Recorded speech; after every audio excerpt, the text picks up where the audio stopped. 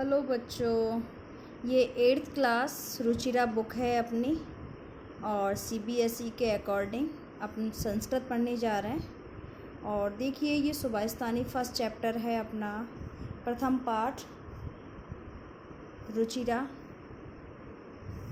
सुभाषित सुभाषित आप जानते हो, शु यानी अच्छा, भाषित यानी अच्छे वचन, सुंदर वचन। ठीक है। सुभाषित शब्द सु धन भाषित इन दो शब्दों के मेल से संपन्न होता है। शु का अर्थ सुंदर मधुर और भाषित का अर्थ वचन होता है। ठीक है। इस तरह से सुभाषित का अर्थ सुंदर या मधुर वचन है। प्रस्तुत पाठ में सूक्ति मंजरी, नीति शतकम, मनु स्मृति, शिशुपाल वधम, पंचतंत्रम, इसमें रोचक और विचारपरक श्लोकों को संग्रहित किया गया है। अब देखिए यहाँ पे हमारा प्रथम श्लोक है, गुणा गुणकेषु गुणा भवन्ति ते निर्गुणं प्राप्ये भवन्ति दोषा सुस्वादु तोया प्रभवन्ति नद्ये समुद्रम सुस्वादुतोया प्रभवन्ति नद्ये समुद्रम आसाद्ये भवन्ति अपेया। देखो, गुणा गुणगेषु गुणा भवन्ति ते निर्गुणं प्राप्ये भवन्ति दोषा। जब गुणवान व्यक्ति के पास गुण होते हैं तो वो गुणों की श्रेणी में माने जाएंगे। गुणियों के पास ही यदि गुण है ना, तभी वो गुणों की श्रेणी में माने जाते हैं।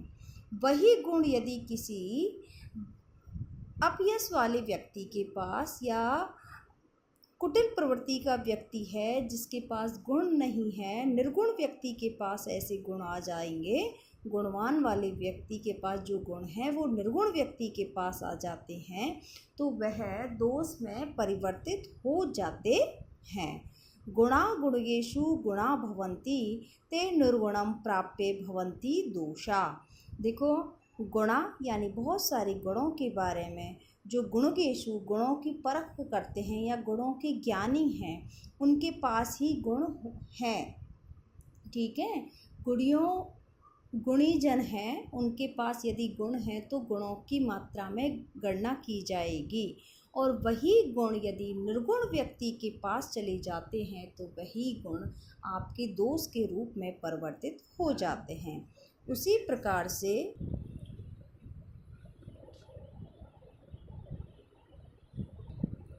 देखो, नेक्स्ट है, साहित्य संगीत कला विहीना साक्षात पशु पुच्छ विषाणहीना तृणम न खादन अपि जीवमानः तद्भागदेयम परमं पशु नामः।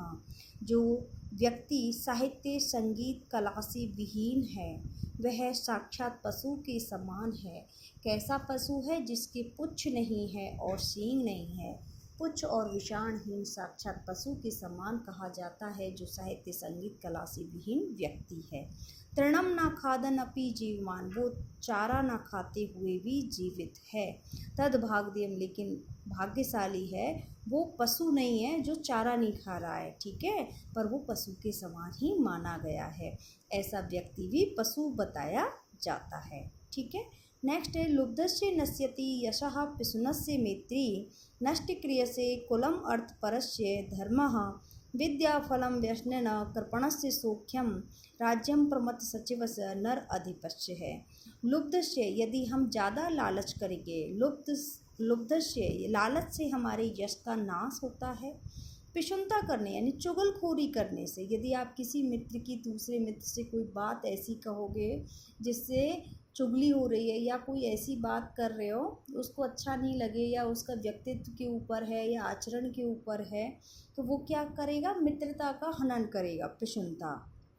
नष्ट क्रियसी कुलम अर्थ परस्य धर्मः में नेक्स्ट है अपना, नष्ट क्रियसी कुलम अर्थ परस्य धर्मः। जो हमारा कुल की जो परंपराएं हैं, धर्म है, वो हमारा नष्ट हो जाता है। किन चीज़ों से? लालच करने से यश नाश हो रहा है, पिशुनता से मैत्री हो रही है। जो हमारा अर्थ धर्म है वो हमारा किससे? धर्म, हमारा यदि धर्म नहीं है तो हमारा अर्थ भी, कुल भी सब नष्ट हो जाता है। हम अपने धर्म पर रहेंगे तो सारी चीज़ें सही चलेंगी। हम अपना धर्म नष्ट ना करें। धर्म के नष्ट होने से हमारा कुल और अर्थ भी नष्ट होता है। अर्थ यहाँ धन से होता है, कुल यानी परिवार के लिए है। विद्या फलम व्यसनम, जो गलत आदत होती हैं, व्यसन होते हैं, उनका विद्या फल भी नष्ट हो जाता है। कृपणस्य सौख्यम, ज़्यादा कंजूसी करने से तो क्या हो जाता है, सुख, जो आपको सुविधाएं हैं वो भी आपकी सुख या सुविधाएं नष्ट हो जाएंगी ज़्यादा आवश्यकता से अधिक कंजूसी करने पर। राज्यम प्रमथ सचिवस्य नराधिपस्य, जब हमारा सचिव है, जो सेनापति है, आलसी होगा तो हमारा राज्य भी नष्ट हो जाएगा, हमारा राजा भी और राज्य दोनों ही नष्ट हो जाएंगे। पीत्वाम रसम तो कटुकम मधुरम समानम, माधुर्यम एव जनयेम मधुमक्षिकासौ, संतस्तथैव संसज्जन दुर्जनानां, श्रुत्वा वचः मधुर सुक्त रसम सृजन्ति।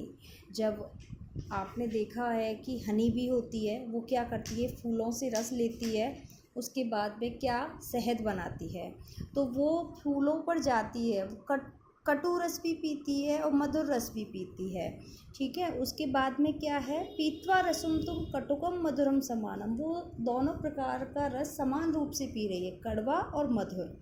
माधुर्य में जन्मे, और लेकिन फिर वो भी क्या उत्पन्न कर रही है, मधुरता वाला शहद ही उत्पन्न कर रही है, वो कटु रस तो उत्पन्न नहीं कर रही ना। हनी भी आपने देखा होगा, हनी भी को भी, और आप हनी यानी शहद भी आप देखते हो, शहद कैसा होता है, मीठा ही होता है, ठीक है। तो संतस तथैव सम सज्जनन दुर्जनान, और जो सज्जन लोग हैं, अच्छे लोग हैं, वो अच्छे लोगों की भी संगति करते हैं, दुर्जन लोगों की भी संगति करते हैं, दोनों की बातें भी सुनते हैं। श्रुत्वा वचः मधुर सुक्त रसम सृजन्ति, लेकिन जब भी वो अपने वचन कहते हैं तो कैसे, दोनों के वचन सुन के अच्छे सुंदर सूक्ति अच्छे वचन को सृजन करते हैं, ऐसे वचनों को बोलते हैं। क्लियर है, ये आपका मधुमक्खी के समान जो सज्जन लोग हैं वो अपने सुंदर वचन कहते हैं। जिस प्रकार से मधुमक्खी कड़वा रस पीकर, मधुर रस पीकर भी क्या करती है, मीठा रस ही उत्पन्न करती है, उसी प्रकार से सज्जन लोग भी कड़वे और मधुर वचन सुनकर लोगों के, दुर्जन सज्जन सबके, और कैसे वचन बोलते हैं, मधुर वचन बोलते हैं, सूक्ति बोलते हैं, सुवचन बोलते हैं। क्लियर। नेक्स्ट है आपका विहाय पौरुषम यो ही देवम अवलंबते, प्रसाद सिंहवत तस्य मूर्धनि तिष्ठन्ति वायसा।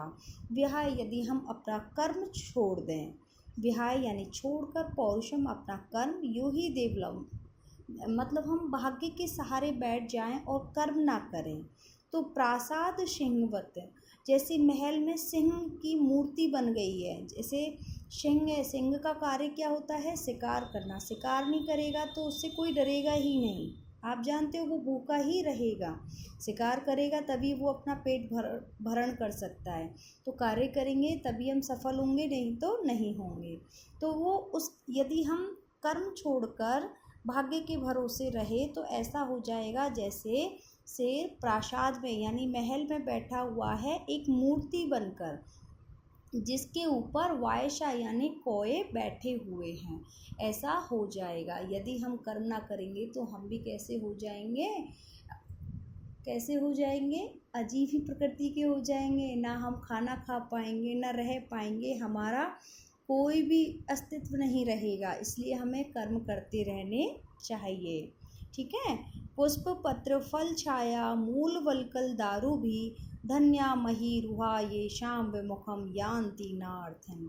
देखो, आपने कभी भी देखा है पेड़ों को, पेड़ आपको हमेशा कुछ ना कुछ देते ही हैं, और आपसे क्या लेते हैं, कुछ नहीं लेते। अब यहाँ पे एक श्लोक के माध्यम से ये ही बताया है, पुष्प देते हैं आपको महावृक्ष, पत्र देते हैं यानी पत्तियाँ, फल देते हैं, फल आप खाते हो, ठीक है, आम है, केला है, जामुन है, बहुत सारे फ्रूट्स हैं, वो हमें पेड़ों के माध्यम से ही मिलते हैं।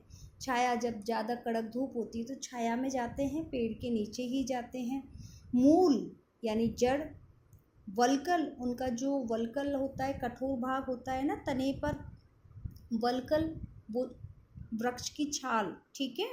दारू भी यानी लकड़ियाँ, आपने देखा होगा कुछ गृहिणियाँ चूल्हे पर खाना बनाती हैं तो दारू भी, लकड़ियाँ भी सूखे पेड़ की लकड़ियों को प्रयोग में लेके भोजन बनाया जाता है। तो ये पेड़ों के द्वारा यानी वृक्षों के द्वारा इन सारी चीज़ों को हमारे लिए प्रदान किया जाता है।